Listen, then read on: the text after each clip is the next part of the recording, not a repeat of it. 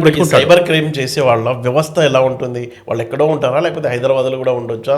వాళ్ళు ఒక రూమ్లో కూర్చుంటారా, లేకపోతే వాళ్ళకి కూడా కార్పొరేట్ ఆఫీసులు ఉంటాయా? Good question. సైబర్ క్రైమ్ చేసేవాళ్ళు ఒకప్పుడు అట్లా ఉండేదేమో, ఇప్పుడు అలా లేరు. ఒక 5-6 కలిసి ఒక గ్రూప్లా ఫామ్ అవ్వచ్చు, లేకపోతే ఒక ఎంటైర్ సెటప్, ఒక కార్పొరేట్ ఆఫీస్. ఇప్పుడు మీకు మాదాపూర్లో కూడా కొన్ని సైబర్ క్రైమ్ ఆఫీసులు ఉన్నాయి. అవి ఎలా తెలుస్తున్నాయి అంటే, ఏదో యూఎస్లో నుంచి ఒక హ్యాకర్ వాళ్ళని ఐడెంటిఫై చేసి ఐపీలో మీ ఆఫీస్ ఇక్కడ ఉంది అని చెప్పి వాడు యూట్యూబ్లో పెట్టుకుంటున్నాడు. అలా మనకి హైదరాబాద్లో ఉన్నాయి, కలకత్తాలో ఉన్నాయి. ఇలా కాల్ సెంటర్ లాగా ఉంటుంది. అది ఎలా తెలిసిందా నీకు? అమెరికాలో ఉన్న వాళ్ళకి ఆ సీసీ కెమెరా ద్వారా ఏమన్నా? సీసీ కెమెరా ద్వారా హ్యాక్ చేస్తాడు. అతనికి ఎలా తెలుస్తుందంటే, వీళ్ళు కాల్ చేస్తారు. కాల్ చేసి మేము డిపార్ట్మెంట్ నుంచి మాట్లాడుతున్నాము, ల్యాండ్ అక్కడ యూఎస్ ఏవైతే డిపార్ట్మెంట్ ఉంటాయో, వీసా డిపార్ట్మెంట్స్ కానీ ఏదో డిఫరెంట్ డిపార్ట్మెంట్స్, గవర్నమెంట్ డిపార్ట్మెంట్స్, వాటి నుంచి కాల్ చేస్తున్నామని చెప్తారు.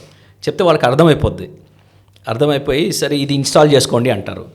వాడు ఇన్స్టాల్ చేసుకోండి, ఇదే పని మీద ఉంటాడు అనమాట. సో వాళ్ళ రివర్స్ ఇంజనీరింగ్ చేసి వీళ్ళ ఐపీని హ్యాక్ చేసి వీళ్ళ కెమెరాలు ఏమున్నాయో చూసి అది యూట్యూబ్లో వాడు ఒక ఛానల్ లాగా పెట్టుకున్నాడు హ్యాకర్. అలా రివీల్ చేస్తూ ఉంటాడు మన స్పెషల్లీ ఇండియన్ క్రైమ్ టీమ్స్ని.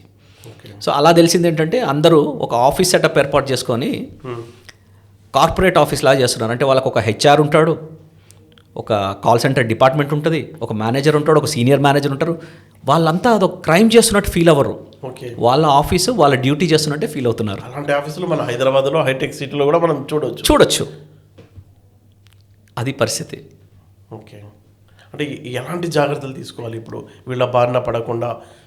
మన డబ్బులు మనకు సేఫ్గా ఉండాలి అంటే, ఈ సైబర్ క్రైమ్ బాధితులు కాకుండా ఉండాలంటే ఏమైనా టిప్స్ ఉన్నాయా మీ దగ్గర? సైబర్ క్రైమ్ బాధితులు కావడం అన్నది తథ్యం, ఏమనుకోండి. కానీ పడకుండా ఉండడం అంటే మన మటుకు మనం ఫస్ట్ ఒక సెకండ్ ఆలోచించాలి, మనం ఏం చేస్తున్నాం, రైటా రాంగా. పక్కన ఫ్రెండ్ని అడగడం, డిస్కషన్ చేయడం, లేకపోతే ఒక ఎక్స్పర్ట్ కన్సల్ట్ చేయడం. ఇప్పటిదాకా మనకి ఏదైనా ఒక జబ్బు వస్తే డాక్టర్ని కన్సల్ట్ చేసాం. అలాగే ఏదన్నా ప్రాబ్లం వస్తే సైబర్లో మీరు ఒక సైబర్ ఇంజనీర్ని ఖచ్చితంగా కన్సల్ట్ చేయాలంటాను నేను. ఒక ఐడియా తీసుకోవడం, ఏంటి ఎలా స్టెప్ ముందుకేయాలి. ఒకడు ఫోర్స్ చేస్తారు వాళ్ళని, మీకు అంత టైం ఇవ్వరు. మీకు జబ్బు అంటే మనకి ఇంటర్నల్గా ఉంటుంది, కానీ వాడు అంత టైం ఇవ్వడు, అర్జెన్సీ క్రియేట్ చేస్తాడు. ట్రస్ట్ ఉంటుంది మనకి, మనం ఒక సెకండ్ ఆలోచించాలి. అర్జెన్సీ క్రియేట్ చేసి అది పెద్ద మోసం అనేది తెలుసుకోవాలి, అంతే కదా? అంతే, మనం మోసపోతాం తప్పకుండా. ఆ అలర్ట్నెస్ మనకు ఉండాలి, ఆ కాన్షియస్నెస్ మనకు ఉండాలి. ఓకే, అంటే ఇంకేమున్నాయి టిప్స్? ఇంకా ఏం టిప్స్ అంటే, ఇప్పుడు మీకు ఫోన్ బేసిక్, ఇప్పుడు ఫస్ట్ ఆఫ్ ఆల్ నేను చెప్పింది ఏంటంటే, సోషల్ ఇంజనీరింగ్ చేసి హ్యాక్ చేస్తారని. అంటే మన డివైస్ దాకా రాకముందు మనల్ని హ్యాక్ చేస్తారు. సో మనం హ్యాక్ అవ్వకుండా ఉండాలంటే మనం కాన్షియస్లో ఉండాలి. ఏదైనా డిసిజన్ మేకౌట్ చేసేటప్పుడు కాస్త కాన్షియస్గా మేకౌట్ చేయాలి. ఒక ఫ్రెండ్తో డిస్కస్ చేయాలి, ఒక సైబర్ టెక్ ఎక్స్పర్ట్తో డిసిజన్ చేయాలి. లేదా నెక్స్ట్ స్టెప్ అది దాటేసి మన ఫోన్ దాకా వచ్చాడు, మన డివైస్ దాకా వచ్చాడంటే, ఫోన్లో కొన్ని ఇప్పుడు మీరు వాట్సాప్ వాడేటప్పుడు ఏ లింక్లు అంటే ఆ లింకులు కొట్టకూడదు. ఫిషింగ్ సైట్స్ అంటాం. ఫిషింగ్ సైట్స్ అంటే ఒక యూఆర్ఎల్ సేమ్ కనిపిస్తుంది మీకు, యూట్యూబ్లో లాగిన్ అయినట్టే ఉంటుంది, కానీ అది వేరే దగ్గర లాగిన్ అవుతుంటారు మీరు. ఇలాంటివి మనం తెలుసుకోవాలి. ఓకే, అది కొంచెం టెక్నికల్గా ఉండొచ్చు, మీకు అనిపించచ్చు. మీకు తెలిసిన వాళ్ళు పంపించినా కూడా కాస్త ఆలోచించాలి, ఇది కరెక్టేనా అని.